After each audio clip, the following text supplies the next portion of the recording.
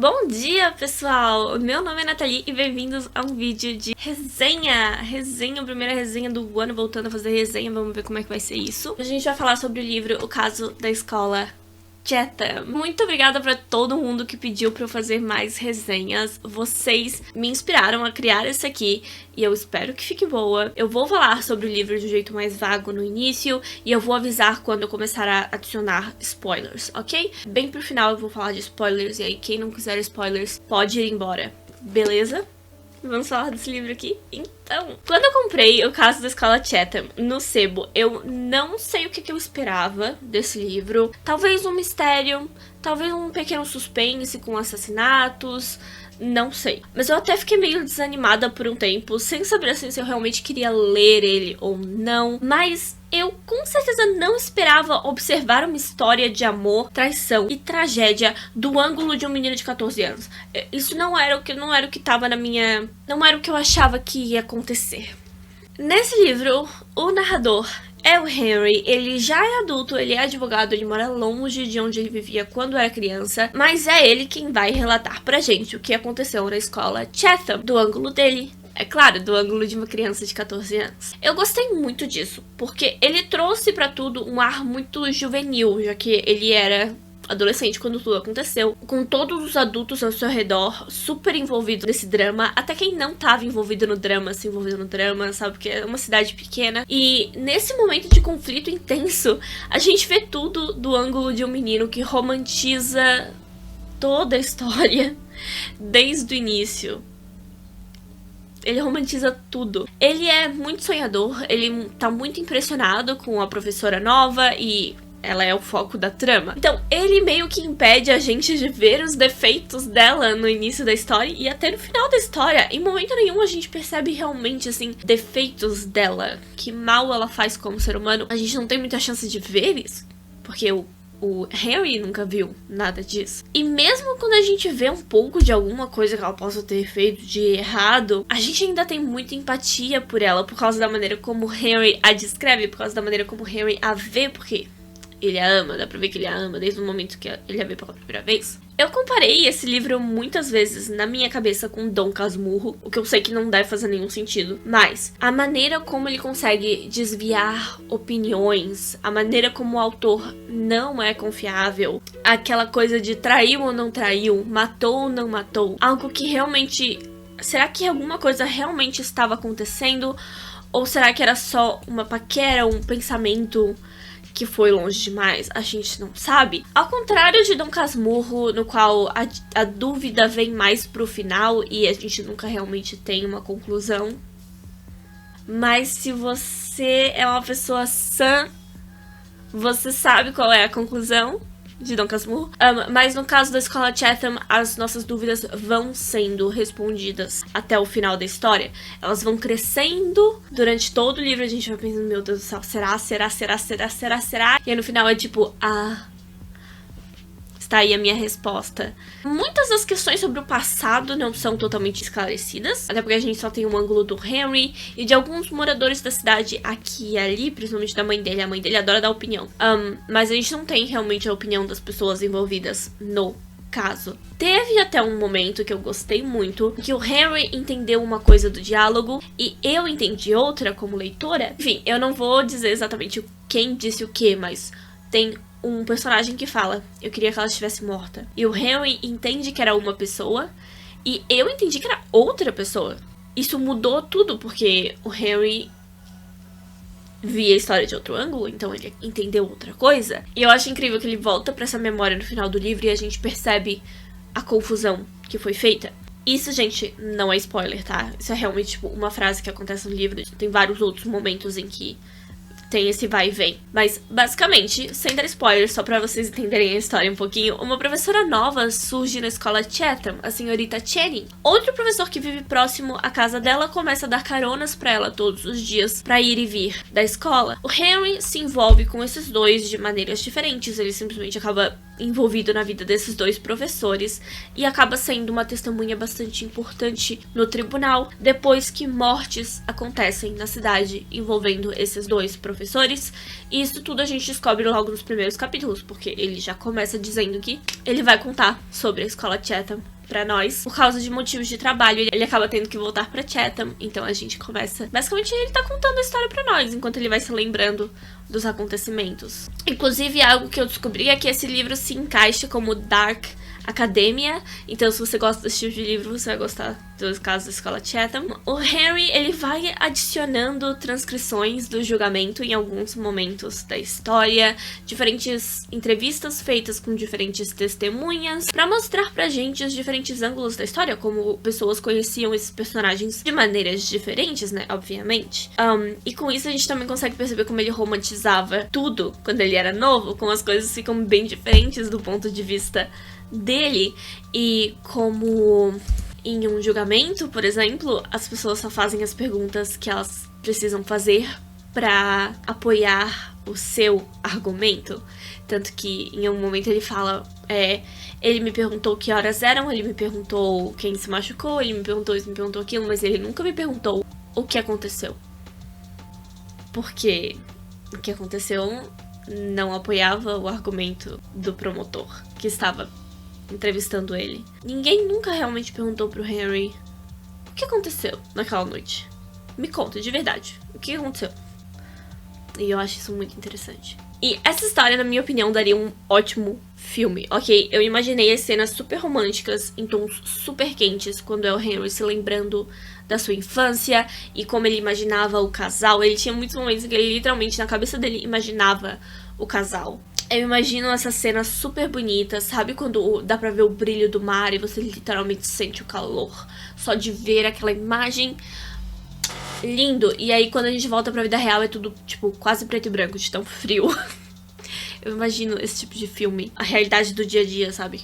Frio. Tudo é mostrado de maneira não linear no livro, eu imagino o filme desse jeito também. A gente tem 3 linhas do tempo diferentes, da infância do Henry, do julgamento da senhorita Channing e aí do Henry adulto.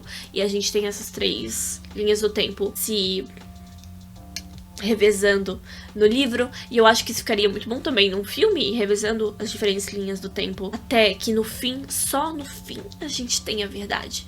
Isso, nossa, eu acho que daria um ótimo filme, sério, eu acho que funcionaria super bem.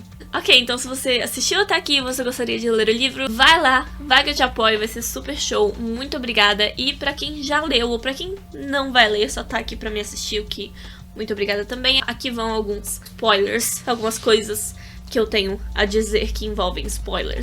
Esse livro me fez pensar muito em como a gente não para pra pensar nos sentimentos dos outros quando a gente tá envolvido em um conflito, principalmente conflitos pessoais. O Harry só pensava nos sentimentos do casal, dos professores, que ele tanto amava, que ele queria ver juntos, que ele queria ver livres. Nas palavras dele, ele queria que os dois fossem felizes. Mas a esposa do Sr. Reed, ela não ligava se o marido era feliz ou não.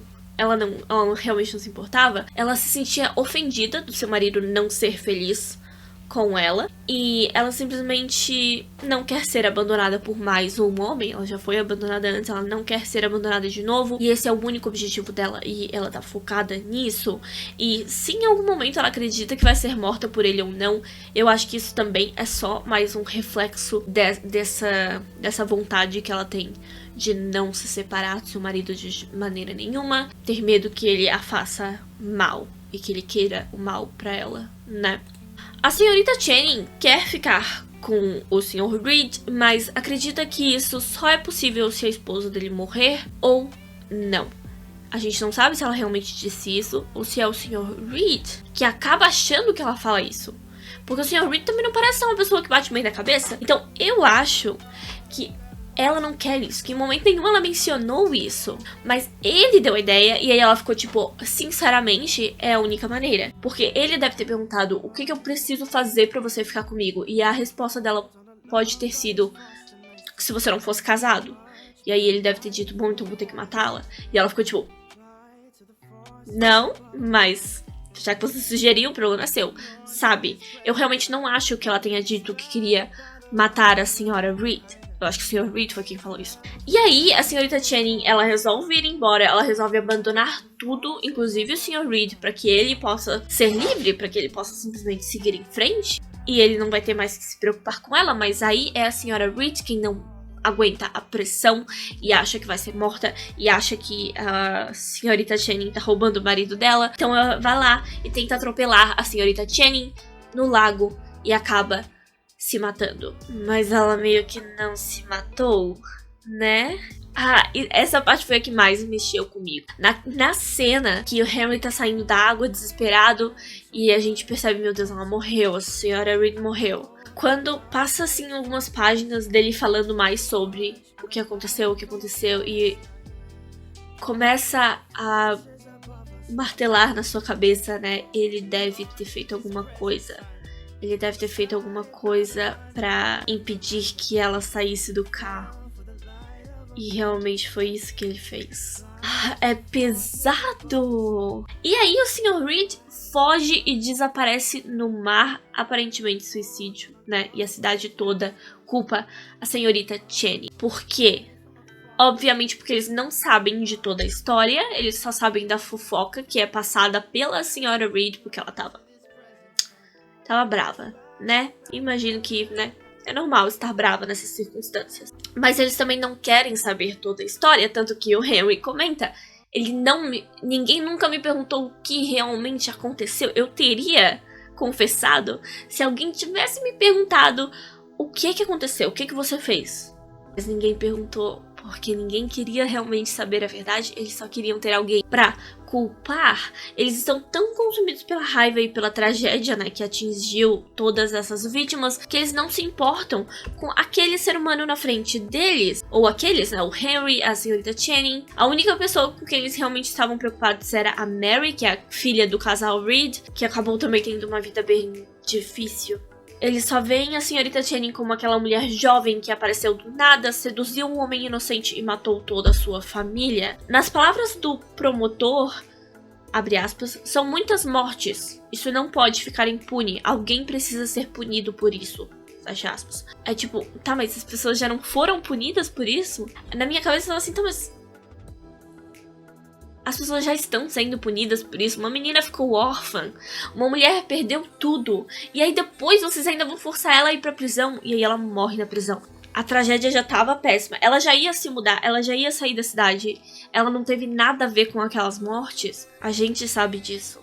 O povo meio que se recusa a ver isso. E pra nós que sabemos a história toda, como ela é contada pelo Henry, muitas questões ainda ficam em aberto, né? Eu adoro como no fim, faltando tipo 20 páginas pra acabar o livro, a gente finalmente percebe como o Henry não era confiável. Nossa, então, será que isso era verdade? Será que aquilo era verdade? Será que o relacionamento realmente era assim tão intenso quanto o Henry achava que era? Porque ele era uma criança que tava vendo dois adultos se olhando de maneira romântica e achava que os dois estavam tendo um caso.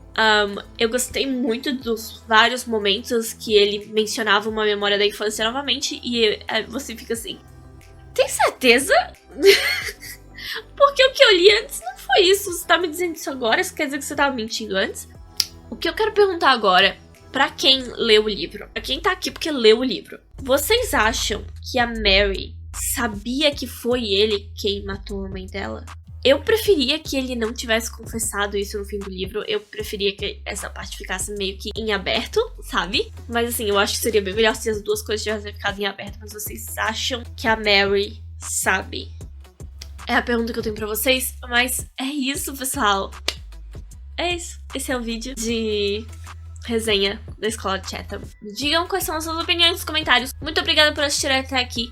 Muito obrigada por deixar o seu like, deixar o seu comentário e por se inscrever no meu canal. Muito obrigada, Natália Gouveia, Nubia MQ e Simon Nicholas por serem membros do meu canal.